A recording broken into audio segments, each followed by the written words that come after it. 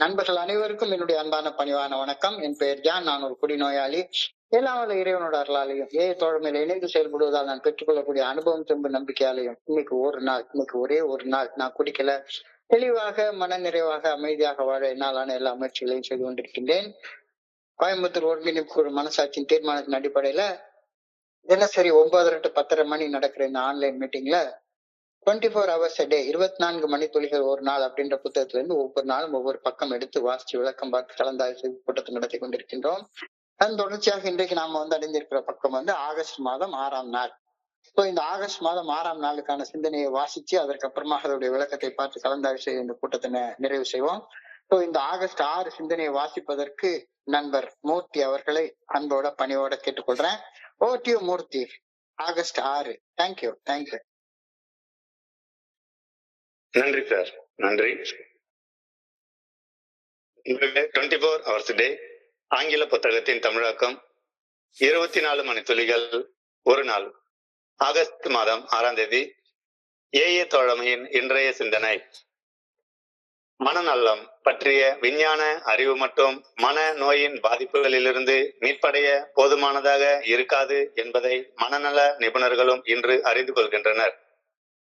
மதங்கள் காட்டும் கருத்துக்கள் மேல் தங்கள் கவனத்தை மனநல நிபுணர்கள் திருப்புகின்றனர்.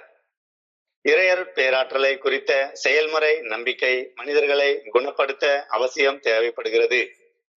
இறையருட் பேராற்றலின் நல்ல ஒழுங்கான வழிகாட்டுதலின் மேல் வைக்கும் உறுதியான நம்பிக்கையின்றி மனோதத்துவ புத்தகங்களும் மனோதத்துவ சிகிச்சை முறைமைகளும் பலனளிக்க மாட்டாது. இது போலவே மத குருமார்களும் மனநல நிபுணர்களின் கருத்துக்களின் மேல் தங்கள் கவனத்தை திருப்புகின்றனர். ஒரு நவீன மனிதனை திருப்திப்படுத்த மதமும் ஓரளவு மனோதத்துவ கருத்துக்களை வெளிப்படுத்தியாக வேண்டும். ஏனெனில் நம்பிக்கை கூட இறுதியில் ஒரு மனிதன் தனது மனதில் கொள்ளும் விருப்பத்தின் செயல்பாடுகள் தானே. மனோதத்துவ அனுபவங்களின் அடிப்படையில் நமது நம்பிக்கை கட்டி எழுப்பப்பட்டாக வேண்டும். மனோதத்துவத்திலும் மருத்துவத்திலும் மதத்திலும் எனக்கு தேவையானவற்றை எடுத்து ஏஏ தோழமை பரிந்துரைக்கும் வாழ்க்கையை இன்று நான் வாழ்கின்றேனா? இன்றைக்கான தியானம். இறையருட் பேராற்றலின் சக்தியால் ஏற்கனவே நான் நிரப்பப்பட்டு இருப்பதை தினசரி மீண்டும் மீண்டும் உணர்வது எனக்கு தேவைப்படுகிறது. இறையருட் பேராற்றலின் ஆற்றலால் நான் நிரப்பப்பட்டு இருக்கும் உள்ளார்ந்த தொடர்பை தொடர்ந்து உணர நான் எனக்கென புனிதமானதொரு இடத்தை வைத்திருக்க வேண்டும். அந்த புனிதமான இடத்தில், புனிதமான மௌனத்தில் நான் சொல்லற சும்மா அமர்ந்து இருத்தல் வேண்டும். என்னை படைத்த இறையருட் பேராற்றலுடன் தொடர்பு கொள்ள எனக்கென ஒரு புனிதமான இடமும் ஏகாந்தத்தின் அமைதி எனக்கு அவசியம் தேவைப்படுகின்றன. இறையருட் பேராற்றலுடன் எனக்கு ஏற்கனவே இருக்கும் உள்ளார்ந்த தொடர்பை நான் உணர்கையில் புதிய ஆற்றலுடன் நான் மீண்டும் வருகிறேன். புதிய ஆற்றலுடன் மீண்டும் வருகிறேன். நான் திறம்பட செயல்படுவதற்கு இறையருட் பேராற்றலால் ஏற்கனவே நான் நிரப்பப்பட்டு இருப்பதை மீண்டும் மீண்டும் உணர்வது அவசியப்படுகிறது. ஆன்மீக ஆற்றலால் ஏற்கனவே நிரப்பப்பட்டு இருப்பதை நான் உணரும் போது எந்த ஒரு பணியும் செய்வது எனக்கு கடினமானதாக இருக்காது. இன்றைக்கான பிரார்த்தனை.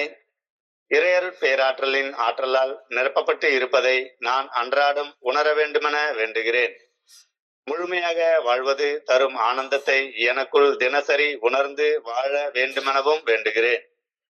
சார், நன்றி சார், நன்றி. Welcome sir, welcome sir. நன்றி நன்றி நன்றி நன்றி நன்றி நன்றி நன்றி. நண்பர்களுக்கு என்னுடைய அன்பான பணிவான வணக்கத்தை மீண்டும் ஒரு முறை தெரிவித்துக் கொள்றேன். என் பெயர் ஜான். நான் குடிநோயாளி.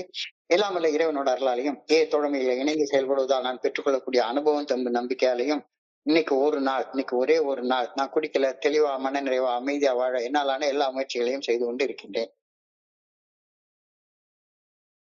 தோழமை பரிந்துரைக்கக்கூடிய 12 படிகள் அடங்கிய செயல் திட்டம் மருத்துவம், மனநல மருத்துவம், ஆன்மீகம், இது மூன்றையும் ஒன்றாக சேர்த்துதான் எழுதப்பட்டிருக்கிறது அப்படின்ற சிந்தனைய கடந்த 2-3 நாட்களாக நம்ம பார்த்து கொண்டே இருக்கிறோம்.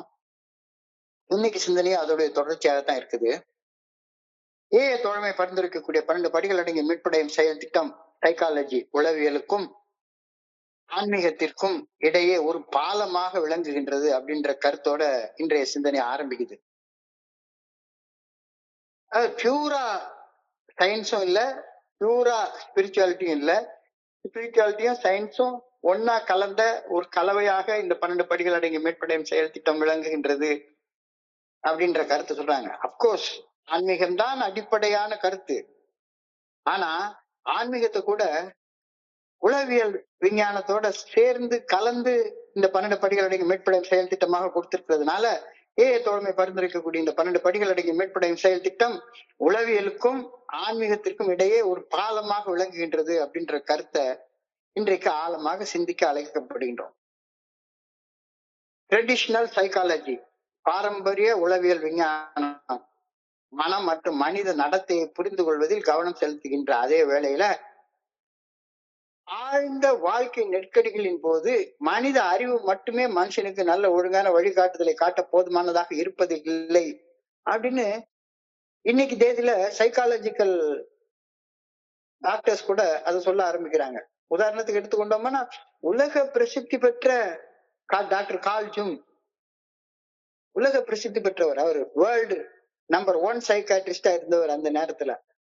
அவர்கிட்ட சொல்றாரு ரோலாண்ட் அசார்ட்ட பார்த்து, உன்னை வெறுமன சைக்காலஜியால குணப்படுத்தலாம் முடியாது, உனக்கு ஒரு ஆன்மீக அனுபவம் தேவை அப்படின்ற கருத்தை சொல்றாரு. சோ பாரம்பரிய உளவியல் விஞ்ஞானம் மற்றும் அது மனித மனம் மற்றும் மனித நடத்தையை புரிந்து கொள்வதற்கு பல ஆராய்ச்சிகள் செய்து பல சிகிச்சை முறைமைகளை கொடுக்குது. ஆனா அந்த பாரம்பரிய உளவியல் விஞ்ஞானம் கூட ஆழ்ந்த வாழ்க்கை நெருக்கடிகளின் போது ஒரு மனுஷனுடைய அறிவு மட்டுமே வச்சு அந்த மனுஷனுடைய வாழ்க்கையில மாற்றங்கள் ஏற்படாது, அந்த மனுஷனுக்கு ஒரு நல்ல ஒழுங்கான வழிகாட்டுதல் கிடைக்காது அப்படின்ற கருத்தை மனநல ஆராய்ச்சியாளர்கள் இன்னைக்கு தெளிவாக உணர்றாங்க. நாம ஏன் பதட்டமாக இருக்கிறோம், நம்மளுடைய உணர்வுகள் ஏன் தடுமாறுது, நம்ம உணர்வுகள் ஏன் கொந்தளிக்குது அப்படின்றத ஏற்பட்டதால மட்டுமே அந்த பதட்டம் நம்ம கிட்ட இருந்து தானாக நீங்கி விடாது. எவ்வளவுதான் நம்ம உளவியல் விஞ்ஞானத்துல சைக்காலஜிக்கல் சயின்ஸ்ல ஆழமாக ரிசர்ச் பண்ணி மனுஷ மனசை பத்தி மூளையில உள்ள பதிவுகளை பத்தி என்னென்னமோ தெரிஞ்சுக்கிட்டா கூட நம்மோட உயர்ந்த ஒரு சக்தியின் உதவியின்றி இந்த பதட்டத்தை, நம்மளுடைய உணர்வு தடுமாற்றங்களை, கொந்தளிப்புகள்ல இருந்து, தப்பு செய்யறதுல இருந்து விலகி இருக்க நம்மளால தனியாக முடியவே முடியாது. மனித கட்டுப்பாட்டிற்கு அப்பாற்பட்ட சூழ்நிலைகளை எதிர்கொள்ளும் போது ஒரு தனி மனிதன் தன்னுடைய அறிவாற்றலின் வலிமையை மட்டுமே முழுமையாக சார்ந்து இருப்பது அவனுக்கு ஒரு சோர்வை, மன சோர்வை, தனிமை உணர்வை, ஒரு கையாலாகாத தன்மைய அவனை உணர வழிவகுக்கும் அப்படின்னு பெரிய பெரிய விஞ்ஞானிகளே சொல்றாங்க. மனித கட்டுப்பாடு, ஒரு அறிவு ஒரு எல்லைக்கு உட்பட்டதுதான், ஒரு எல்லைக்கு உட்பட்டது. அந்த எல்லையை தாண்டி சில சூழ்நிலைகள் இருக்கும்போது அந்த சூழ்நிலைகளை ஒரு சாதாரண ஒரு மனுஷன், சராசரி மனுஷன் எதிர்கொள்ளும் போது தன்னுடைய மனித அறிவின் ஆற்றலை மட்டுமே வச்சு, மனித அறிவின் வலிமையை மட்டுமே வச்சு அதையே முழுமையாக சார்ந்து இருந்து வாழ்ந்துட்டு இருந்தான்னா ஒரு பர்டிகுலர் ஸ்டேஜ்ல அவனுக்கு சோர்வாய் போயிடும். என்னடா இது வாழ்க்கை, என்ன வாழ்க்கை இது, இந்த வாழ்க்கையை வாழணுமா அப்படின்ற ஒரு மன சோர்வு, ஒரு தனிமை உணர்வு, லோன்லினஸ், தன்னால ஒண்ணும் முடியல அப்படின்ற கையாலாகாத நிலை அதை உணர வைக்கும். இது நான் சொல்லல, இன்னைக்கு சிந்தனை சொல்லுது. இன்றைய நவீன மனநல சிகிச்சை எவ்வளவோ டெவலப் ஆயிருக்கு. இன்றைய நவீன மனநல சிகிச்சையில மனநல மருத்துவர்கள் ஆன்மீகத்தை மனநல ஆரோக்கியத்தின் முக்கிய தூணாக கருதுகின்றார்கள் அப்படின்றத நாம் வெளிப்படையா பாக்குறோம். எல்லா இடத்துலயும் எல்லா மருத்துவர்களே அதை தெளிவா சொல்றாங்க. நவீன சிகிச்சை முறையில மனநலத்தோட மருத்துவர்கள் ஆன்மீகத்தையும் மனநல ஆரோக்கியத்தின் முக்கிய தூணாக கருதுகின்றார்கள். நினைவாற்றல் அடிப்படையிலான மன அழுத்த குறைப்பு போன்ற பயிற்சிகளை மனநல மருத்துவர்கள் ஆன்மீக மரபுகளின் உதவியையும் நாடி இன்னைக்கு செய்யறாங்க. ஒரு மனுஷனை கடவுள் சாட்சியாக பார்க்கணும் அப்படின்றது ஆன்மீக மரபு. அப்போ ஒரு கவுன்சிலரை கடவுளுடைய சாட்சியாக பார்க்கணும் அப்படின்னு இன்னைக்கு மனநல மருத்துவர்களும் சொல்ல ஆரம்பிக்கிறாங்க. அந்த கருத்து இன்னைக்கு சிந்தனையில தெளிவாக சொல்லப்பட்டிருக்கிறது. இப்போ மனநல மருத்துவத்தின் மூலம் செய்யப்படும் விழிப்புணர்வு இறையர் பேராற்றின் நல்ல ஒழுங்கான வழிகாட்டுதல் என்ற ஆதாரத்தோடு இணையும் போது செயல் அடிமைத்தனம் அடிக்ஷனுடைய பாதிப்புகள் இருந்து மீள்வதற்கான ஒரு முழுமையான செயல் திட்டம் ஒரு ஒரு குடிநோயாளிக்கு, ஒரு மது அருந்தும் பழக்க அடிமைத்தனத்துக்கு அதால கஷ்டப்படுறவனுக்கு வழங்கப்படுகின்றது.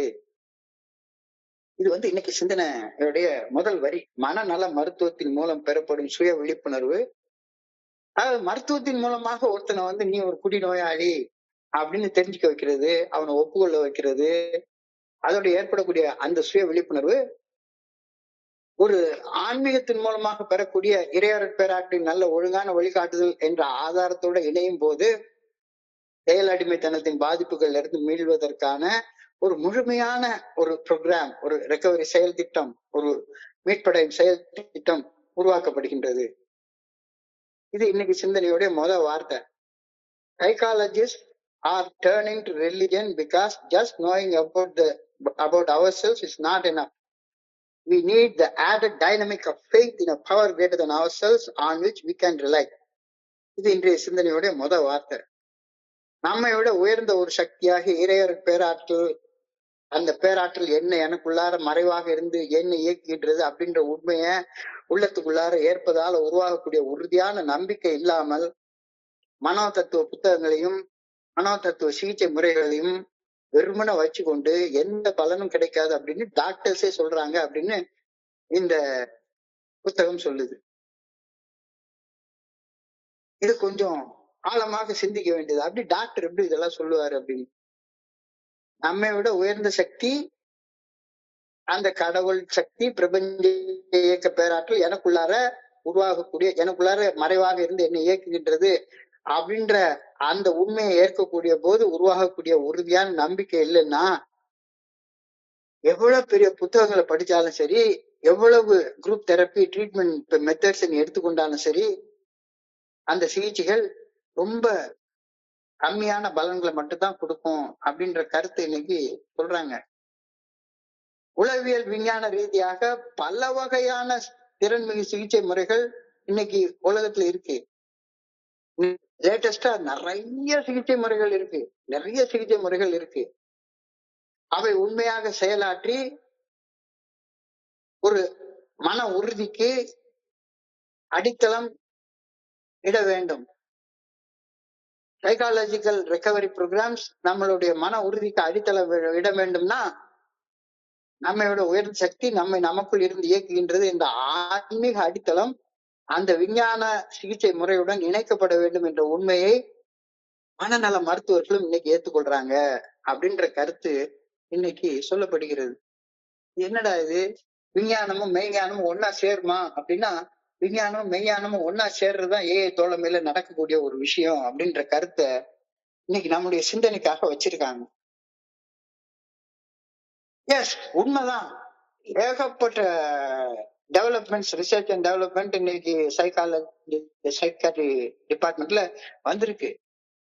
ரொம்ப மோசமான மனநலம் பாதிக்கப்பட்ட மனிதர்களை கூட சாதாரண மனுஷனாக மாத்திடுறாங்க.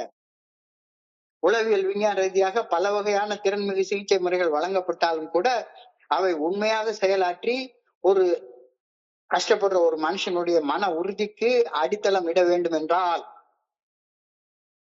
அந்த மனுஷன் தன்னை விட உயர்ந்த ஒரு சக்தி தன்னை தனக்குள்ளார இருந்து இயக்குகின்றது என்ற ஆன்மீக அடித்தளத்தை பெற்றால் ஒழிய விஞ்ஞான சிகிச்சை முறை அவ்வளவு எஃபெக்டிவாக பலனளிக்காது. அதனால விஞ்ஞான சிகிச்சை முறை அது கூட ஒரு ஆன்மீக சிகிச்சை முறையும் இணைக்கப்பட்டாக வேண்டும் அப்படின்ற அந்த கருத்தை மனநல மருத்துவர்களும் இன்று ஏற்றுக்கொள்கிறார்கள் அப்படின்னு இன்னைக்கு நம்ம சிந்தனைக்கு சொல்லப்பட்டிருக்கிறது. தோழமை அப்படின்ற இந்த தோழமை பரிந்துரைக்கக்கூடிய 12 படிகள் அடங்கிய மீட்படையும் செயல் திட்டம் நம்பிக்கை சார்ந்த அறிவாற்றல் நடத்தை சிகிச்சை முறை, பிஹேவியரல் தெரப்பி தான். ஆனா இது ஆன்மீக நம்பிக்கையை அதோட இணைத்த ஒரு பிஹேவியரல் தெரப்பி. உள்ளம் மற்றும் ஆன்மீக மீள்திறன், சைக்கோ ஸ்பிரிச்சுவல் ரெசிலியன்ஸ் அப்படின்னு சொல்றாங்க. இது ரெண்டையும் சேர்த்து வச்சிருக்கிற ஒரு செயல் திட்டம். இந்த செயல் திட்டத்தை இன்னைக்கு எந்த ட்ரீட்மெண்ட் சென்டர் போனாலும் சரிதான், எவ்வளவு பெரிய பெரிய ட்ரீட்மெண்ட் சென்டர் போனாலும் சரிதான். நீங்க நான் வந்து ஒரு கவர்மெண்ட் ஜிஹெச்சுக்கு போறேன், ஜிஹெச் டிபார்ட்மெண்ட்ல இருக்கக்கூடிய சைக்காட்ரி டிபார்ட்மெண்ட் ஹெட் கூட நம்ம சிகிச்சை முறையை ஏற்றுக்கொள்றாரு. சைக்கோ ஸ்பிரிச்சுவல் ரெசிலியன்ஸை கொடுக்கக்கூடிய ஒரு செயல் திட்டம் அப்படின்னு அவர் அதை ஏற்றுக்கிறாரு. Books on psychology, psychiatric treatments are not enough without the strength that comes from the faith in the power greater than ourselves. இது இன்னைக்கு சிந்தனையோட 2வது வரி. ஏகப்பட்ட புத்தகங்கள் இருக்குது மனநல மருத்துவத்தின் மேல, ஏகப்பட்ட புத்தகங்கள் இருக்குது. புக்ஸ் ஆன் சைக்காட்ரி, ஏகப்பட்ட ட்ரீட்மெண்ட் மெத்தட்ஸ் இருக்குது. Psychiatric treatments are not enough without the strength that comes from the faith in a power greater than ourselves. இது இன்றைக்கு சிந்தனைய ஆழமாக சிந்திக்க நம்ம அழைக்கப்படுகின்றோம். இப்ப இந்த சிந்தனையின் மறுபக்கமும் உண்மையானது அப்படின்னு சொல்லி சொல்றாங்க. டாக்டர்ஸ் ஒத்துக்கிறாங்கல்ல, டாக்டர்ஸ் வந்து ஒத்துக்கிறாங்க. சைக்காட்ரி டாக்டர்ஸ், இப்ப நீங்க எந்த மருத்துவமனைக்கு போனீங்கன்னாலும் சரிதான், எல்லா மருத்துவமனையிலயும் எல்லா வகையான வழிபாட்டு தலங்களும் இருக்கும். பெரிய கோயில் இருக்கும், சின்ன கோயில் ஒண்ணு இருக்கும், ஒரு தியானத்துக்கான ஒரு இடம் இருக்கும், எல்லா இதுலயும் இருக்கும். இப்போ மருத்துவர்கள் அதை ஏற்றுக்கொள்றாங்க. அப்ப இந்த சிந்தனையுடைய மறுபக்கமும் உண்மையானது அப்படின்ற கருத்தை இன்னைக்கு சிந்தனையில சொல்றாங்க.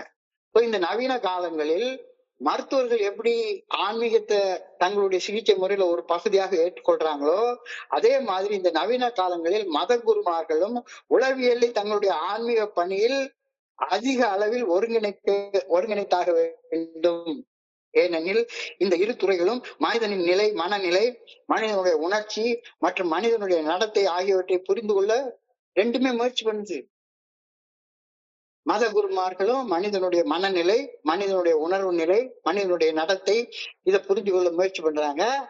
டாக்டரும் அதேதான் முயற்சி பண்றாங்க. இப்ப டாக்டர் வந்து தன்னுடைய சிகிச்சை முறையில ஆன்மீகத்தை இணைக்கணும் அப்படின்னு நினைக்கிற நேரத்துல மத குருமார்களும் தங்களுடைய ஆன்மீக தியான பயிற்சி முறைகள்ல உளவியல் விஞ்ஞானத்தை ஏற்றுக்கொள்ளணும் அப்படின்ற கருத்தை இந்த இடத்துல மெல்ல வாழைப்பழத்துல ஊசி ஏத்துற மாதிரி ஏத்துறாரு. ஆன்மாவின் செயல்பாடுகள் உடல் மற்றும் மனம் மூலமாகவே இயங்குகின்றன. ஆன்மான்றது ஒண்ணு, உடல் இல்லாம ஆன்மா இயங்காதுல. உடல் ஒன்று இல்லாமல் உயிர் இங்கு நிலையாதே. உடல்னு ஒண்ணு இல்லைன்னா ஆன்மாவுடைய இயக்கம் யாருக்குமே கண்ணுக்கு தெரிய போறதே கிடையாது. ஆன்மாவின் செயல்பாடுகள் உடல் மற்றும் மனம் மூலமாகவே இயங்குகின்றன அப்படின்ற உண்மைய ஆன்மீகம் ஒப்புக்கொள்றது. இப்ப இல்ல, 2000-3000 வருஷங்களுக்கு முன்னாலேயே திருமூலரே அதை ஒப்புக்கொண்டாரு. உடம்பார் அழியின் உயிரார் அழிவர், திடம்பட மெய்ஞானம் தேடவும் மாட்டார், உடம்பினை வளர்க்கும் உபாயம் அறிந்தேன், உடம்பினை வளர்த்தேன் உயிர் வளர்த்தேனே. யாரு? திருமூலர் திருமந்திரத்துல என்னைக்கோ எழுதி வச்சிருக்கிறாரு. ஆன்மாவின் செயல்பாடுகள் உடல் மூலமாகவே இயங்குகின்றன அப்படின்ற உண்மைய ஆன்மீகம் கூட அங்கீகரிக்கின்றது. உடம்பினை முன்னம் இழுக்கென்று இருந்தேன், உடம்பினுக்குள்ளே ஒரு பொருள் கண்டேன், உடம்பினுக்குள்ளே உத்தமன் கோவில் கொண்டான் என்று உடம்பினை யான் இருந்து ஓம்புகின்றேனே. இறை வழிபாடு உடல் நலத்தையும் மன நலத்தையும் நல்லாக வச்சுக்கொள்ளாத இறை வழிபாடு ஒண்ணு உலகத்துல இருக்கவே முடியாது. ஒருத்தன் வந்து இறைவனை வழிபடுறேன், ஆனா நான் என்னத்தை வேணாலும் குடிப்பேன், என்னத்தை வேணாலும் சாப்பிடுவேன், எதை வேணாலும் செய்வேன் அப்படின்னு ஒருத்தர் சொன்னானா அவன் இறை வழி பண்றானான்னு அர்த்தமா என்ன? கண்டிப்பா கிடையாது, கண்டிப்பா கிடையாது. அதுதான் இன்னைக்கு சிந்தனையோடைய அடுத்த வரியாக சொல்லியிருக்காங்க. And the clergy and the rabbis are turning to psychology because faith is an act of the mind and will. இது ரொம்ப யதார்த்தமாக இந்த வார்த்தையை சொல்லிட்டு போறாங்க. எப்படி டாக்டர் வந்து ஆன்மீகத்தை தன்னுடைய சிகிச்சை முறையில ஒரு பகுதியாக ஏற்றுக்கொள்ளணுமோ, அதே மாதிரி மதவாதிகளும் ஆன்மீகவாதிகளும் உளவியல் விஞ்ஞானத்தை தங்களுடைய சிகிச்சையில ஒரு பகுதியாக ஏற்றுக்கொள்ளணும் அப்படின்ற கருத்தை சொல்றாங்க. And the clergy and rabbis are turning to psychology because faith is an act of the mind and will. 10 நாள் ஒருத்தன் கொலை பட்டினியா கிடக்குறான்னு வச்சுப்போம். 10 நாள் ஒருத்தன் கொலை பட்டினியா பசியோட இருக்கான். அவங்ககிட்ட போய் 12 ஸ்டெப் ரெக்கவரி ப்ரோக்ராம் பத்தி பேசிக்கிட்டே இருந்தோம்னா அவனுக்கு என்ன புரிய போகுது? 10 நாள் சாப்பிடல, உடம்பு அப்படியே அழுதிட்டு இருக்குது, மனசு எங்கடா இருக்குன்னு துடிக்குது. அவனுக்கு இறைவனுடைய தரிசனம் சாப்பாட்டின் மூலமாக மட்டும்தானே கிடைக்கும். 10 நாள் கொலப்பட்டினியாக இருக்கக்கூடிய ஒரு மனுஷனுக்கு கடவுளுடைய தரிசனம் அவனுக்கு அவனுடைய உடம்புக்கு வழங்கப்படக்கூடிய உணவின் மூலமாக மட்டும்தானே கிடைக்க முடியும். தனிமையில வாடக்கூடிய ஒரு குடிநோயாளிக்கு கடவுளுடைய தரிசனம் அன்பான 4 வார்த்தையை கேட்கறது மூலமாக மட்டும்தானே கிடைக்க முடியும். அவங்ககிட்ட போய் உட்கார்ந்து உபன்யாசமும் பிரசங்கமும் பண்றதுனால கிடைக்க போதா என்ன? அன்போட அவன் தோல்ல கை போட்டுட்டு, இல்லப்பா உன்னாலையும் நல்லா வாழ முடியும்ன்ற நம்பிக்கைக்கு வா அப்படின்னு சொல்றதுனால மட்டும்தானே கிடைக்கும். நம்பிக்கை என்பது நமது விருப்பம், நம்முடைய ஆசைகள் ஆகியவற்றின் கட்டளைப்படி ஆன்மீக உண்மைகளுக்கு நமது அறிவு அளிக்கும் ஒப்புதல் அப்படின்னு இன்னைக்கு சொல்றாங்க. நம்பிக்கைன்றது என்ன? நம்பிக்கைன்றது என்ன? நம்முடைய ஆசைகள், எல்லா மனிதர்களுக்கும் ஆசைகள் இருக்கும், விருப்பங்கள் இருக்கும். அந்த ஆசைகள் விருப்பங்கள் இப்படித்தான் செயல்படணும்னு கட்டளை கொடுத்துட்டே இருக்கும். ஆனா அந்த ஆசைகள் விருப்பங்கள் ஆன்மீக நெறிமுறைகளுக்கு உட்பட்டு இருக்கணும் அப்படின்னு நம்ம அறிவு அளிக்கக்கூடிய ஒப்புதலை தான் நம்பிக்கை அப்படின்னு சொல்றோம். இறைவன் நமக்கு நல்ல ஒழுங்கான வழிகாட்டுதலை வழங்குகின்றார். அத நம்முடைய மனசாட்சி மூலமாக, கான்சியன்ஸ் மூலமாக வழங்குகின்றார். நம்முடைய ஆசைகள் விருப்பங்கள் இறைவனுடைய நல்ல ஒழுங்கான வழிகாட்டுதலுக்கு உட்பட்டு இருக்க வேண்டும் அப்படின்னு ஒப்புதல் அளிக்கிறது பேர் தானே நம்பிக்கையாக இருக்க முடியும். Faith is an act of the mind and will. நம்பிக்கை என்பது நமது விருப்பம் மற்றும் ஆசைகளின் கட்டளைப்படி ஆன்மீக உண்மைகளுக்கு நமது அறிவு தரும் ஒப்புதல் அப்படின்னு இன்னைக்கு சிந்தனை ஆழமாக சொல்லுது. நாம சிந்திக்கக்கூடிய முறைகள், நம்முடைய அறிவாற்றல்கள், நம்முடைய கொள்கைகள், நம்முடைய ஆழ்மன உறுதி ஆகியன எவ்வாறு செய்யப்படுகின்றன என்பதை உளவியல் விஞ்ஞானம் ஆய்வு செய்கின்றது. அதேதான் மெய்ஞானமும் செய்து. எனவே விஞ்ஞானமும் மெய்ஞானமும் ஒரே அம்சத்தை வேறு வேறு கோணங்களில் அணுகின்றன. ஒரு அம்சம்தான். என்ன அம்சம்? நம்முடைய அறிவாற்றல், சிந்தனை முறைகள், நம்முடைய செயல்கள், செயலாக்கம், ஆழமான மன உறுதி, நம்பிக்கை, இவை எவ்வாறு செயல்படுகின்றன அப்படின்னுதான் உளவியல் விஞ்ஞானம் சொல்லுது. ஆன்மீக மெய்ஞானம் அதைத்தான் சொல்லுது. இங்குமே ஒரே அம்சத்தை தான். தனி மனிதனுடைய சிந்தனை முறைகள், அறிவாற்றல், செயலாக்கம், ஆழ்மன உறுதி, இதை பத்தி தான் உளவியல் சைக்காட்ரியும் பாக்குது, ஆன்மீகமும் பாக்குது. ஆனா ரெண்டு வேறு வேறு கோணத்துல இருந்து அணுகுகின்றன அப்படின்னு புரியுது. தோழமையின் செயல் திட்டம் உளவியல் மற்றும் ஆன்மீகம் ஆகிய இரண்டையும் உள்ளடக்கிய ஒன்றாக இருப்பதால் ஆன்மீக வளர்ச்சியை தடுக்கும் உளவியல் தடைகளையும், உளவியல் வளர்ச்சியை தடுக்கக்கூடிய ஆன்மீக தடைகளையும் ஒரே நேரத்தில் நீக்குகின்றது அப்படின்ற கருத்தை இன்னைக்கு சிந்தனை சொல்லுது. எஸ், மனுஷனுக்கு விஞ்ஞானத்தை ஏற்றுக்கொள்ளக்கூடிய தடைகள் வெறுமன சடங்கு சம்பிரதாயத்தை பண்ணுனா நடந்துரும் அப்படின்னு ஒருத்தன் நினைச்சிட்டு இருக்கான். அது ஒரு பெரிய தடை. அதே மாதிரி நம்பாம நான் பாட்டுக்கு என்ன வேணாலும் செய்வேன், இறைவரை பேராட்டுடைய நல்ல ஒழுங்கான வழிகாட்டுதலுக்கு எதிராக என்ன வேணா செய்வேன், எனக்கு டாக்டர் இருக்காரு, மருந்து மாத்திரை கொடுத்து நீ காப்பாத்திடுவாரு அப்படின்ற கருத்து இருக்கக்கூடாது. ரெண்டும் அடிச்சு நொறுக்கப்பட்டாக வேண்டும். தோழமையின் செயல் திட்டம் உளவியல் மற்றும் ஆன்மீகம் ஆகிய இரண்டையும் உள்ளடக்கிய ஒரு செயல் திட்டமாக இருப்பதால் ஆன்மீக வளர்ச்சியை தடுக்கும் உளவியல் தடைகளையும், உளவியல் வளர்ச்சியை தடுக்கக்கூடிய ஆன்மீக தடைகளையும் ஒரே நேரத்துல அடிச்சு நொறுக்கி தூரப்பட்டுருது. இங்க ஒரேடியா நம்ம ஆன்மீகத்தையும் பேசிட்டு இருக்க முடியாது. நான் என்னுடைய மதம் சார்ந்தது, நான் அதை கும்பிடுறேன், இதை கும்பிடுறேன், ஆனா என் இஷ்டத்துக்கு செய்வேன் அப்படின்னு சொல்ல முடியாது. அதே நேரத்துல எனக்கு அப்பாற்பட்ட ஒரு சக்தியை நம்ப மாட்டேன் அப்படின்னு சொல்ல முடியாது.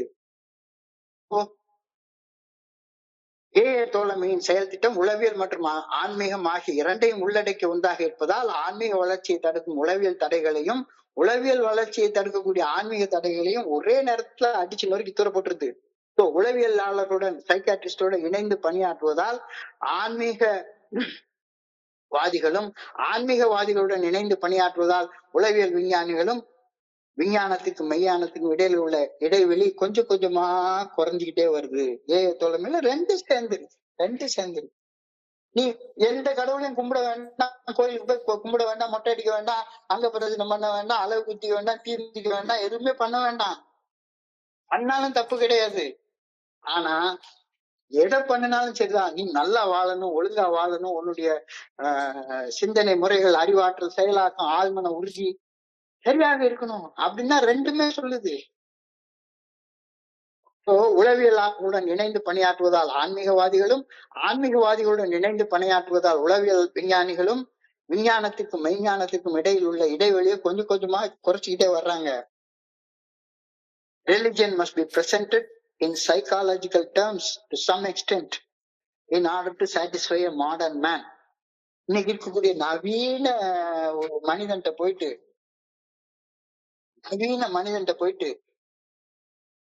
சும்மா ஒண்ணுத்துக்கும் அர்த்தம் இல்லாத சடங்கு சம்பிரதாயங்களை சொன்னா அவன் ஏத்துக்க மாட்டான். அர்த்தமுள்ள இந்து மதம்னு சொல்றாங்க. நீ தலையில நாம திருநீர் பூசிக்கிறதுக்கோ அல்லது காதுல காது குத்திக்கிறதுக்கோ ஏகப்பட்ட காரணங்கள் சொல்லியிருக்காங்க. ஒரு மாசத்துக்கு ஒரு தடவை வேப்பம்பு ரசம் வச்சு சாப்பிடணும் அப்படின்னு சொல்லக்கூடிய கருத்து முதற்கொண்டு உடம்ப பக்குவமா வச்சுக்கிறதுக்காகத்தான் இந்த விரதங்கள், இந்த திருவிழாக்கள் எல்லாமே கொண்டாடப்படுகிறது அப்படின்ற கருத்தை சொல்ற நேரத்துல உனக்கெல்லாம் அறிவு கெட்டவன், நீ எல்லாம் கீழ் ஜாதியில பிறந்தவன், உனக்கெல்லாம் இதெல்லாம் புரியாது, உனக்கு அறிவு வேண்டாம், சொன்னதை செய் அப்படின்னு சொல்லாம இந்த நவீன யுகத்துல உள்ள ஒரு மனுஷனுக்கு religion must be presented in psychological terms to some extent in order to satisfy that modern man. நவீன ஒரு மனுஷனை சாட்டிஸ்ஃபை பண்ணணும்னா மத கருத்துக்கள் மனவியல் தத்துவங்களோட இணைந்து கொடுக்கப்பட்டாக வேண்டும். இன்னமும் அந்த மாதிரி ஒரு காலத்துல 2000 வருஷத்துக்கு முன்னால சொன்ன மாதிரி சொன்னதை செய்ய அப்படின்னு சொல்லக்கூடிய காலம் கிடையாது. இது மதங்கள் கூறும் ஆன்மீக கருத்துக்களை உளவியல் ரீதியாக முன்வைப்பது நவீன மனிதனுக்கு முக்கியமானது.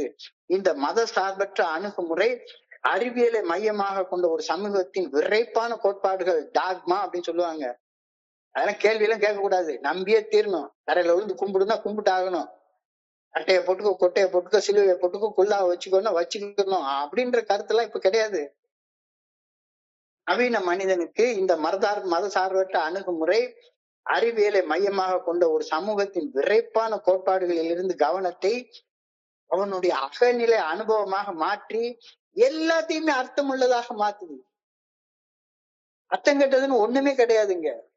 அர்த்தம் கெட்டதுனமா எனக்கு புரியாம நான் ஒன்னையுமே செய்ய சொல்லல.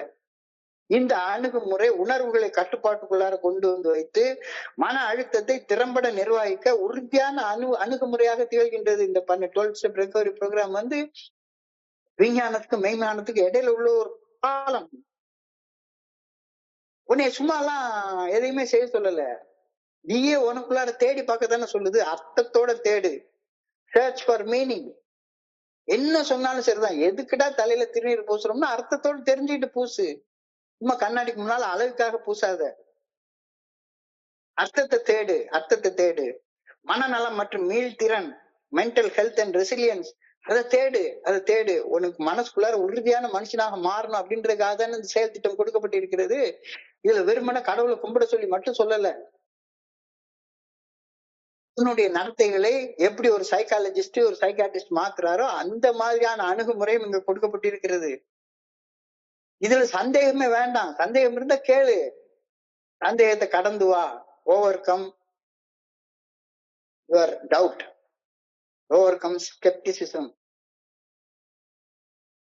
தெரபிட்டிக் இன்டகிரேஷன் அப்படின்றாங்க. தெரபிட்டிக் இன்டகிரேஷன்னா உலகத்துல பல்வகையான சிகிச்சை முறைகள் இருக்குது. ஒவ்வொரு இடத்துக்கு போனா ஒரு சிகிச்சை முறை சொல்றாங்க. ஒரு சைக்காட்ரிஸ்ட் போனா ஒரு சிகிச்சை முறை, ஒரு மருத்துவத்தை போனா அவர் இன்னொரு சிகிச்சை முறையை சொல்றாரு, ஒரு ஆன்மீகவாதிகிட்ட போனா இன்னொரு சிகிச்சை முறை சொல்றாரு, ஒரு மதத்தை சார்ந்த ஆன்மீகவாதி ஒரு சிகிச்சை முறையை சொல்றாரு, ஒரு மதத்தை சார்ந்த இன்னொரு ஆன்மீகவாதி இன்னொரு வகையாக தியானம் பண்ணுன்னு சொல்றாரு, ஒருத்தர் கண்ணை திறந்துட்டு தியானம் பண்ணுங்கிறாரு, ஒருத்தர் கண்ணை மூடிட்டு தியானம் பண்ணுங்கிறாரு, என்னென்னமோ எல்லாரும் சொல்றாங்க. இங்க எல்லா சிகிச்சை முறைகளும் ஒருங்கிணைக்கப்பட்டு ஒரு சிகிச்சை முறையாக இங்க அழகாக கொடுக்கப்பட்டு விட்டது. 12 ஸ்டெப் ரெக்கவரி ப்ரோக்ராம். நம்பிக்கை என்பது ஒரு தனி மனிதனுடைய ஆழ்ந்த தனிப்பட்ட விஷயம். இந்த முக்கியமான நம்பிக்கை என்ற அம்சத்தை என்னுடைய சொந்த உளவியல் அனுபவத்தின் அடிப்படையில கட்டமைப்பது என்னுடைய வாழ்க்கைக்கு அசைக்க முடியாத உறுதியான அடித்தளத்தை கொடுக்குது. நல்லா புரிஞ்சுக்கோ. ரொம்ப எளிமையாக அழகா சொல்றாங்க. நம்பிக்கை என்பது ஒரு தனி மனிதனுடைய ஆழ்ந்த தனிப்பட்ட விஷயம். அந்த முக்கியமான நம்பிக்கை என்ற அம்சத்தை நீ யாரும் சொல்லிலாம் ஏத்துக்கொள்ளாத, கடவுளை யார் சொல்லி ஏத்துக்காத, நீ புரிஞ்சுக்கோன்னு சொல்றாங்க. நம்பிக்கை என்ற அம்சத்தை என்னுடைய சொந்த உளவியல் அனுபவத்தின் அடிப்படையில கட்டமைப்பது என்னுடைய வாழ்க்கைக்கு அசைக்க முடியாத உறுதியான அடித்தளத்தை உருவாக்கி தருகின்றது. இந்த அணுகுமுறை புற கோட்பாடுகளையோ அல்லது ஒரு மரபு வழி அறியப்பட்ட சடங்கு சம்பிரதாயங்களையோ சார்ந்திருப்பதை விடுத்து நான் நேரடியாக கவனித்த மற்றும் அனுபவித்த விஷயங்களின் அடிப்படையில நம்பிக்கையை தேட சொல்லுது. சொல்றீங்க நம்பாத, எந்த ஸ்பான்சரையும் நம்பாத, உனக்குள்ளார தேடு, உனக்குள்ளார தேடு, உனக்குள்ளார தேடு.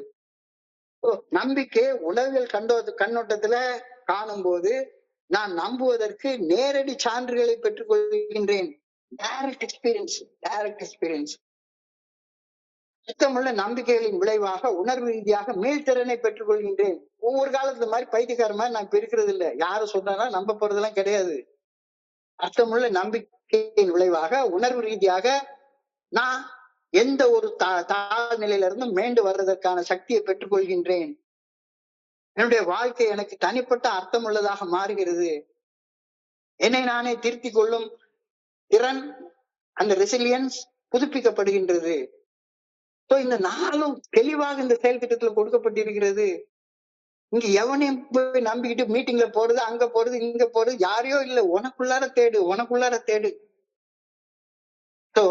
மனுஷன் அவனுக்கு கொடுக்கக்கூடிய நம்பிக்கைய ஒரு சைக்காலஜிக்கல் ஆங்கிள் இருந்து பாக்குற நேரத்துல, நம்பிக்கையை உளவியல் கண்ணோட்டத்துல பார்க்கும்போது நான் நம்புவதற்கு நேரடி சான்றுகளை பெற்றுக் கொள்கின்றேன். அர்த்தமுள்ள நம்பிக்கையின் விளைவாக உணர்வு ரீதியான மீள்திறனை பெற்றுக் கொள்கின்றேன். என்னுடைய வாழ்க்கை எனக்கு தனிப்பட்ட அர்த்தமுள்ள வாழ்க்கையாக மாறுகின்றது.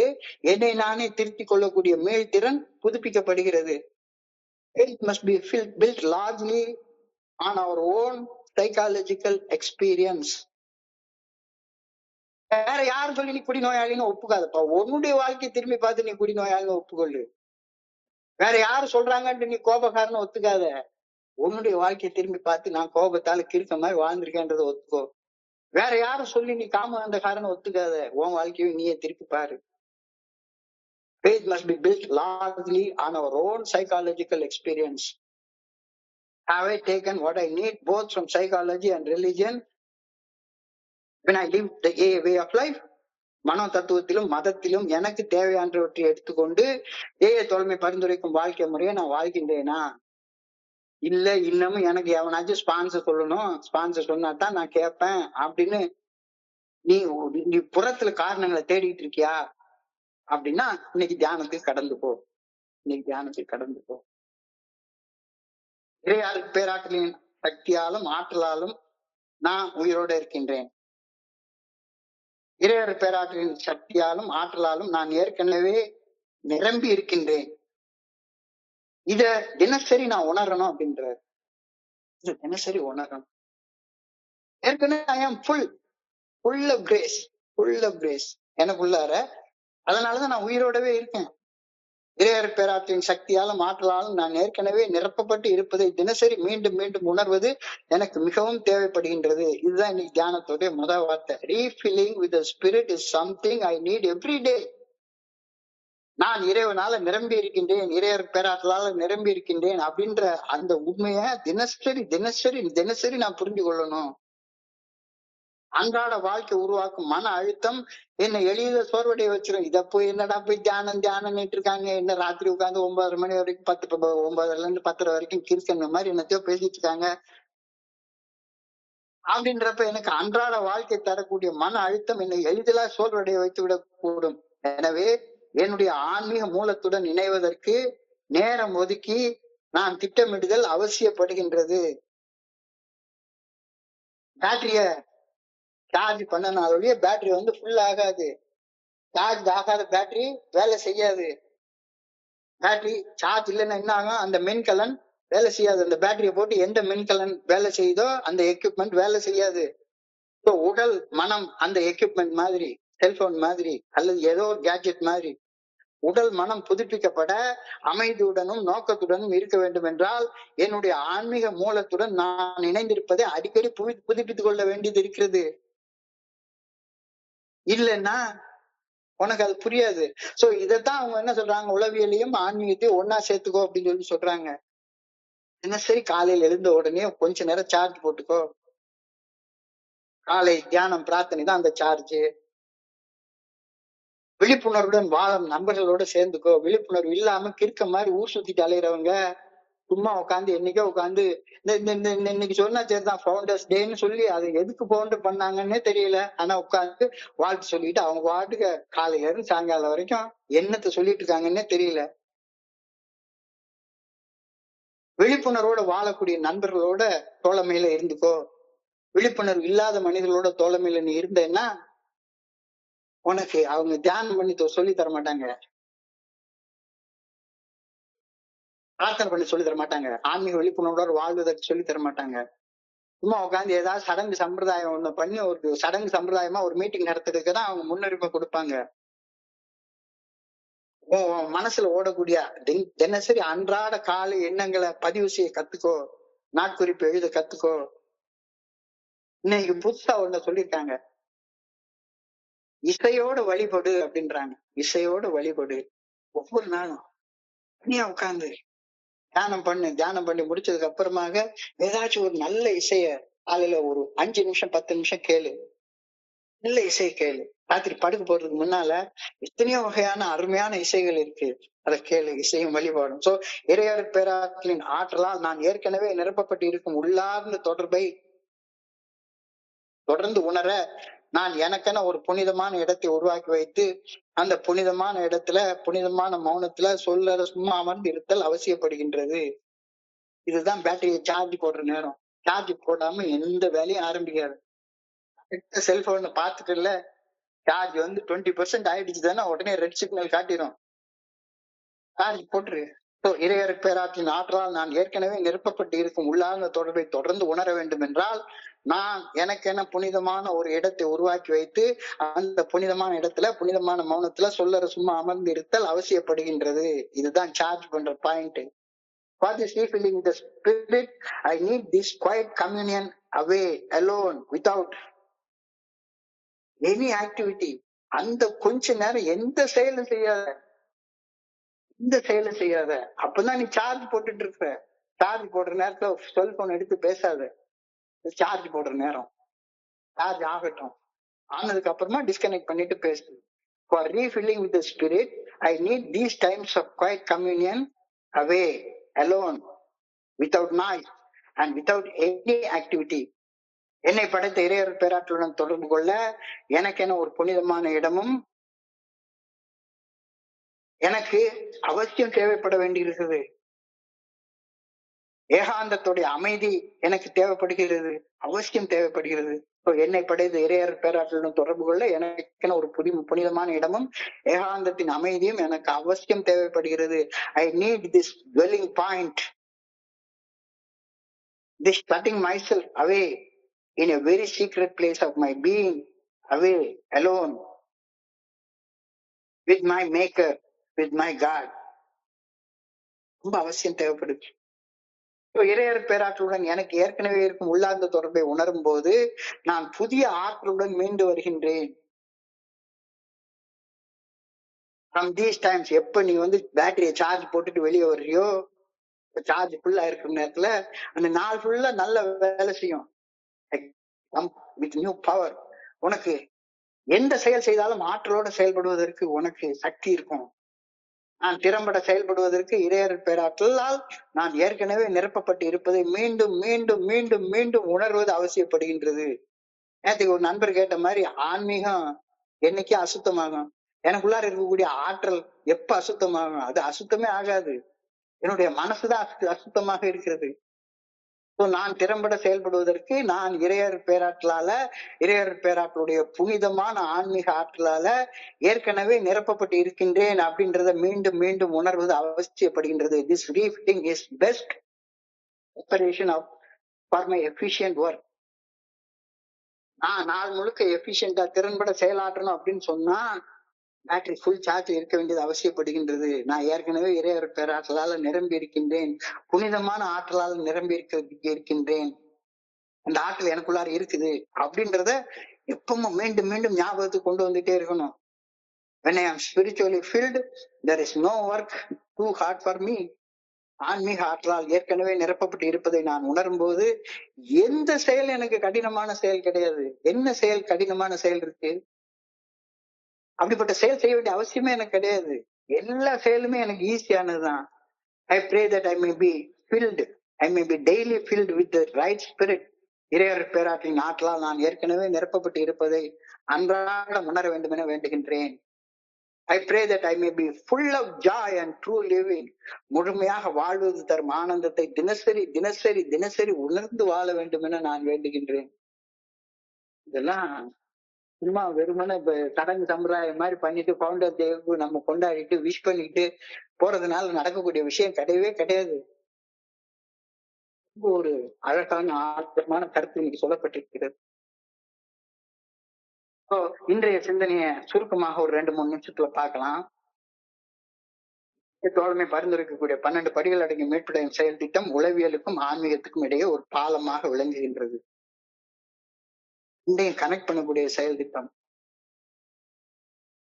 பாரம்பரிய உளவியல் விஞ்ஞானம் மனம் மற்றும் மனித நடத்தைகளை புரிந்து கொள்வதில் கவனம் செலுத்துற அதே வேளையில ஆழ்ந்த வாழ்க்கை நெருக்கடியின் போது அறிவை மட்டும் வச்சுட்டு ஒண்ணுமே செய்ய முடியாது அப்படின்னு உலக பிரசித்தி பெற்ற விஞ்ஞானிகளே புரிஞ்சு கொள்றாங்க. டாக்டர் கார்ல் ஜுங்கே சொல்றாரு, உன்னையெல்லாம் மருத்துவத்தால காப்பாற்றவே முடியாதப்பா, உனக்கு ஒரு ஆன்மீக அனுபவம் இல்லாம காப்பாற்ற முடியாது. மனித கட்டுப்பாட்டிற்கு அப்பாற்பட்ட சூழ்நிலைகளை எதிர்கொள்ளும் போது ஒரு மனிதன் தனது அறிவாற்றலின் வலிமையை மட்டுமே முழுமையாக சார்ந்து இருப்பது மனசோர்வு, தனிமை மற்றும் கையாளாகாத நிலைமைதான் உணர வைக்கும். என்னடா இது, என்ன பண்ணுனாலும் ஒண்ணும் நடக்க மாட்டேங்குது அப்படின்னு நினைக்க வைக்கும். இன்றைய நவீன சிகிச்சை முறையில மனநல மருத்துவர்கள் ஆன்மீகத்தையும் மனநல ஆரோக்கியத்தின் ஒரு முக்கியமான தூணாக கருதுகின்றார்கள். நினைவாற்றல் அடிப்படையிலான மன அழுத்த குறைப்பு போன்ற பயிற்சிகளை இன்னைக்கு மனநல மருத்துவர்களும் ஆன்மீக பயிற்சி யோகா எல்லா ஹாஸ்பிட்டல்ல இன்னைக்கு யோகா சொல்லி தர்றாங்க. எல்லா ஹாஸ்பிட்டல்லையும் சொல்லி தர்றாங்க. யோகா டீச்சர் கொண்டாந்து வச்சுக்கிறாங்க. ஆனா மருத்துவத்தின் மூலம் பெறப்படும் சுய விழிப்புணர்வு இறையர் பேராற்றின் நல்ல ஒழுங்கான வழிகாட்டுதல் என்ற ஆதாரத்துடன் இணையும் போது அடிக்ஷன் பாதிப்புகளில் இருந்து மீள்வதற்கான ஒரு முழுமையான செயல் திட்டம் உருவாக்கப்படுகின்றது. So psychologists are turning to religion because just knowing about ourselves is not enough. We need the added dynamics of faith in a power greater than ourselves on which we can rely fully. Books on psychology and psychiatric treatments are not enough without the strength that comes from the faith in God. இது இன்னைக்கு சிந்தனையுடைய முதல் பாதி. வெறுமன புத்தகத்தை படிச்சு அதை படிச்சு இதை படிச்சு செயல்ல எதையுமே காட்டாம இருக்கிறது பிரயோஜனமே படாது. வெறுமனே பிக் புக்கை படிச்சு மட்டுமே பண்ணிட்டு படிக்கிறது, ராமாயணம் எடிக்கிறது, பெருமாள் கோயில் வாழ்ந்துட்டு இருந்தா பிரயோஜனமே படாது. இப்போ அதை சொல்லிட்டு அடுத்த விஷயத்த சொல்றாரு.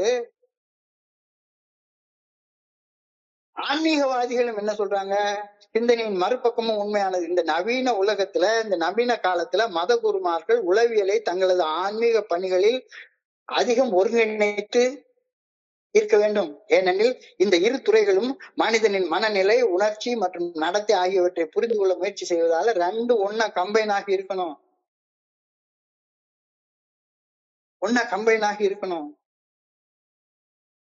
ஏன்னா உடம்பின் மூலமாக மட்டும்தானே இறைவன் நமக்குள்ளார செயலாற்றுகின்றார். 10 நாள் கொலை பட்டினியா கிடைக்கிறவன்ட்ட போய் உட்கார்ந்துட்டு அவன் உடம்புக்கு சாப்பாடு கொடுக்காம வேற என்னத்த நீ பேச போற? தனிமையிலேயே வாடிட்டு இருக்கிற ஒரு மனுஷன் கிட்ட போய் உட்கார்ந்து வெறுமனே அவங்ககிட்ட 4 வார்த்தை நம்பிக்கை விட்ட வகையில பேசாம அவன்கிட்ட உட்கார்ந்து பைபிளை படிச்சோம், ராமாயணத்தை படிச்சோம், மகாபாரதத்தை படிச்சோம், கீதையை படிச்சோம், என்ன பிரயோஜனம் இருக்கு? நம்பிக்கை என்பது நமது விருப்பம் ஆசைகளின் கட்டளைப்படி ஆன்மீக உணர்வுகளுக்கு நமது அறிவு தரும் ஒப்புதல் அப்படின்ற கருத்தை இன்னைக்கு இதெல்லாம் ரொம்ப ஆழமான கருத்து. நம்பிக்கைன்றது வெறுமனே கடவுள் இந்த சிலையில இருக்காருன்ற நம்பிக்கை கிடையாது. நம்பிக்கை என்பது நமது விருப்பம் ஆசைகளின் கட்டளைப்படி ஆன்மீக உண்மைகளுக்கு நமது அறிவு தரும் ஒப்புதல். சிந்தனை முறைகள், அறிவாற்றல், செயலாக்கம், ஆழ்மன உறுதி ஆகியன எவ்வாறு செயல்படுகின்றன என்பதை உளவியல் விஞ்ஞானம் ஆய்வு செய்கின்றது. இதையேதான் மெய்ஞானம் ஆய்வு செய்து. ரெண்டும் மெய்ஞானமும் விஞ்ஞானமும் ஒரே அம்சத்தை வெவ்வேறு கோணங்கள்ல இருந்து அணுகின்றன அப்படின்றது புரியுது. ஸோ ஏஐ தோழமையின் செயல் திட்டம் உளவியல் மற்றும் ஆன்மீகம் ஆகிய இரண்டையும் உள்ளடக்கிய ஒன்றாக இருப்பதால் ஆன்மீக வளர்ச்சியை தடுக்கக்கூடிய உளவியல் தடைகளையும் உளவியல் வளர்ச்சியை தடுக்கக்கூடிய ஆன்மீக தடைகளையும் ஒரே நேரத்துல அடிச்சு நொறுக்குது. நீ சைக்காலஜிக்கெல்லாம் தப்புன்னு சொல்லிட்டு நீ பாட்டுக்கு உட்காந்து மூடத்தனமா நம்பிக்கை வச்சுட்டா மூட நம்பிக்கை அடிச்சு ஒடுக்குது. இல்ல அதே நேரத்துல நீ கடவுளை நம்பாத, கடவுள்லாம் ஒருத்தர் கிடையாது, உன்னை இயக்குறது நீ தான், உன் அறிவாற்றல் தான் அப்படின்னு சொல்லக்கூடிய அந்த விஷயங்களே அடிச்சு நொறுக்குது. சோ உளவியலாளர்களுடன் இணைந்து பணியாற்றுவதால் ஆன்மீகவாதிகள் பணியாற்றுவதால் உளவியல் விஞ்ஞானத்திற்கும் மெய்ஞானத்திற்கும் இடையில் உள்ள இடைவெளி கொஞ்சம் கொஞ்சமா குறைஞ்சிக்கிட்டே வருது. Religion must be presented in psychological terms to some extent in order to satisfy a modern man. மதங்கள் கூறும் ஆன்மீக கருத்துக்கள் உளவியல் ரீதியாக முன்வைப்பது நவீன மனிதனுக்கு முக்கியமானது.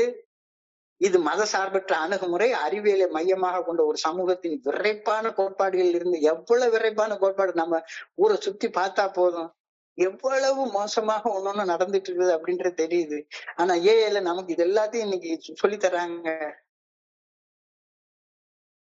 விரைப்பான கோட்பாடுகளிலிருந்து கவனத்தை மாற்றி அகநிலை அனுபவமாக மாற்றி அனைத்தையும் அர்த்தமுள்ளதாக்குகின்றது. எல்லாமே அர்த்தமுள்ளதுதான். அர்த்தத்தை தேடு, சர்ச் ஃபார் த மீனிங். உன்னுடைய அந்த மென்டல் ஹெல்த் அண்ட் ரெசிலியன்ஸ், மனநலம் மற்றும் மேல் திறனை உருவாக்கி கொள்ளு. எதையுமே சந்தேகத்தோட இருக்காத. சந்தேகத்தோட சாமியை கும்பிடாது. சந்தேகத்தோட சாமியை கும்பிடாது. நம்பிக்கையோட கும்பிடு. எல்லா சிகிச்சை முறைகளையும் ஒருங்கிணைக்குது. இந்த 12 படிகள் அடங்கிய மீட்புடைய செயல் திட்டம் எல்லா சிகிச்சை முறைகளையும் ஒருங்கிணைக்குது. நம்பிக்கை என்பது தனி மனிதனுடைய ஆழ்ந்த தனிப்பட்ட விஷயம். அந்த முக்கியமான நம்பிக்கை என்னும் அம்சத்தை நம்முடைய சொந்த உளவியல் அனுபவத்தின் அடிப்படையில கட்டமைப்பது என்னுடைய வாழ்க்கைக்கு அசைக்க முடியாத ஒரு உறுதியான அடித்தளத்தை உருவாக்கி தருகின்றது. இந்த அணுகுமுறை புறக்கோட்பாடுகளையோ அல்லது மரபு வழி அறியப்பட்ட சடங்கு சம்பிரதாயங்களையோ சார்ந்திருப்பதை தவிர்த்து நான் நேரடியாக கவனித்த மற்றும் அனுபவித்த விஷயங்கள் என்னுடைய நம்பிக்கையை வேறொன்ற செய்கின்றது. சாதாரண விஷயம் கிடையாது. நம்பிக்கை உளவியல் கண்ணோட்டத்துல காணும் போது நான் நம்புறதுக்கு நேரடி சான்றுகள் எனக்கு கிடைக்குது. அர்த்தமுள்ள நம்பிக்கையின் விளைவாக நான் சும்மா எல்லாம் கோவப்படுறதே கிடையாது, சும்மா வருத்தப்படுறது கிடையாது, சும்மா நினைச்சபடி எல்லாம் சும்மா நான் காமவசப்படுறது கிடையாது. என்னுடைய வாழ்க்கை எனக்கு தனிப்பட்ட அர்த்தமுள்ள ஒரு வாழ்க்கையாக மாறுகிறது. என்னை நானே திருத்திக் கொள்ளக்கூடிய அந்த மேல் திறனை நான் பெற்றுக்கொள்றேன். Faith must be built largely on our own psychological experience. Here, எனக்கு சைக்காலஜியும் ஸ்பிரிச்சுவாலிட்டியும் ஒன்னா சேர்ந்திருக்க வேண்டிய அவசியம் தேவைப்படுது. சோ மன தத்துவத்திலும் மதத்திலும் எனக்கு தேவையானவற்றை எடுத்துக்கொண்டு ஏஐ தோழமை பரிந்துரைக்கக்கூடிய 12 படிகள் அடங்கிய மீட்புடைய செயல் திட்டத்தை வாழ்றேன்னா இல்ல ரெண்டையும் போட்டு கன்ஃபியூஸ் பண்ணிட்டே உட்கார்ந்துருக்கிறேன்னா? கன்ஃபியூஸ் பண்ணிட்டு உட்கார்ந்து இருந்த அப்படின்னு சொன்னா தியானத்துக்கு கடந்து போ. தியானம் அழகா சொல்லுது, இறையர் பேராற்றின் சக்தியாலும் ஆற்றலாலும் நான் ஏற்கனவே நிரம்பி இருக்கின்றேன், இல்லைன்னா நான் உயிரோடு இருக்க முடியாது. இதை மீண்டும் மீண்டும் மீண்டும் மீண்டும் மீண்டும் உணர்ந்து கொள்றதற்கு அவசியம் எனக்கு தேவைப்படுகிறது. Refilling with spirit is something I need every day. சாப்பிடலன்னா ஒரு நாளைக்கு உயிரோடு இருக்க முடியாது. பேட்டரி சார்ஜ் போடலைன்னா இருக்க முடியாது. பேட்டரி சார்ஜ் போட்டே ஆகணும். அந்த சார்ஜ் தான் காலையில செய்யக்கூடிய தியானம், விழிப்புணர்வுடன் வாழக்கூடிய நண்பர்களுடைய நட்புறவு, டெய்லி இன்வென்ட்ரி எடுக்கிறது. ஸோ இறையர் பேராற்றின் ஆற்றலால் நான் ஏற்கனவே நிரப்பப்பட்டு இருக்கும் உள்ளார்ந்த தொடர்பை தொடர்ந்து உணர நான் எனக்கென ஒரு புனிதமான இடத்தை உருவாக்கி வைத்து அந்த புனிதமான இடத்துல புனிதமான மௌனத்துல சொல்லற சும்மா அமர்ந்திருத்தல் அவசியப்படுகின்றது. இதுதான் சார்ஜ் போடுறது. அந்ததுக்கு எனக்கு ஒரு அமைதியான ஒரு இடம் தேவைப்படுகிறது. என்னை படைத்த இறையர் பேராற்றுடன் தொடர்பு கொள்ள எனக்குன்னு ஒரு புனிதமான இடமும் ஒரு ஏகாந்தமான அமைதியும் எனக்கு அவசியம் தேவைப்படுகின்றது. I need this dwelling apart, this shutting of mind away in a very secret place of my being, away alone and with my creator. இறையர் பேராற்றுடன் எனக்கு ஏற்கனவே இருக்கும் உள்ளார்ந்த தொடர்பை உணரும் போது நான் ஒரு புதிய ஆற்றலோடு எழுதி வர்றேன். ஒரு நாள் முழுக்க செயல்படுவதற்கு தேவையான ஆற்றல் வருது. இன்னைக்கு ஆற்றலோட செயல்பட்ட முடிச்சுட்டேன். முடிச்சதுக்கு அப்புறம் தூங்க போறேன். நாளைக்கு மறுபடியும் அதை எடுத்து சார்ஜ் போட்டுட்டு நான் வாழ்ந்துட்டு இருப்பேன். From these times of communion, I come forth with new power. நான் திறம்பட செயல்படுவதற்கு இறையர் பேராற்றலால் நான் ஏற்கனவே நிரப்பப்பட்டு இருப்பதை மீண்டும் மீண்டும் மீண்டும் உணர்வது அவசியப்படுகின்றது. This refilling is the best preparation for my efficient work. நீ சார்ஜ் போடலைன்னா எஃபிஷியன்டா ஒர்க் பண்ண முடியாது. இத புரிஞ்சுக்கோ. இது அது விஞ்ஞானம் சொல்லுது, மெய்ஞானம் சொல்லுது, எல்லா ஞானமும் இதைத்தான் சொல்லுது. ஆன்மீக ஆற்றலால் ஏற்கனவே நிரப்பப்பட்டு இருப்பதை நான் உணரும் போது எந்த ஒரு பணியையும் செய்வது எனக்கு கடினமானதாக இருக்காது. when I am spiritually filled, there is no work too hard for me. No work too hard for me. I pray that I may be daily filled with the right spirit. பேராற்றலின் ஆற்றலால் நான் ஏற்கனவே நிரப்பப்பட்டு இருப்பதை அன்றாடம் உணர வேண்டும் என ஆண்டவா உம்மை பணியோடு வேண்டிக் கொள்கின்றேன். I pray that I may be full of joy and true living. முழுமையாக வாழ்வது தரும் ஆனந்தத்தை எனக்குள்ளார தினசரி உணர்ந்து நான் வாழ வேண்டும் என அன்போட பணியோட கேட்டுக்கொள்கின்ற கருத்தோட இன்றைய தியானம் முடிவடைகின்றது. ஸோ இன்றைய பகுதியை படிக்கிறப்ப என் மனதை கடந்து சென்ற சிந்தனைகளை உங்களோட பகிர்ந்து கொள்ள இந்த நல்ல வாய்ப்பு உருவாக்கி கொடுத்து இந்த குழுவிற்கு என்னுடைய மிக பணிவான நன்றிகளை தெரிவித்து சொல்றேன். பொறுமையாக கேட்ட ஒவ்வொரு நண்பருக்கும் என்னுடைய பணிவான நன்றிகள். இந்த இரவு பொழுது நண்பர்களுக்கு இனிமையான இரவாக அமைய பணியோட வேண்டிக் கொள்கின்றேன். நன்றி நன்றி நன்றி நன்றி நன்றி. வாழ்க வையகம், வாழ்க வளமுடன். Thank you so much.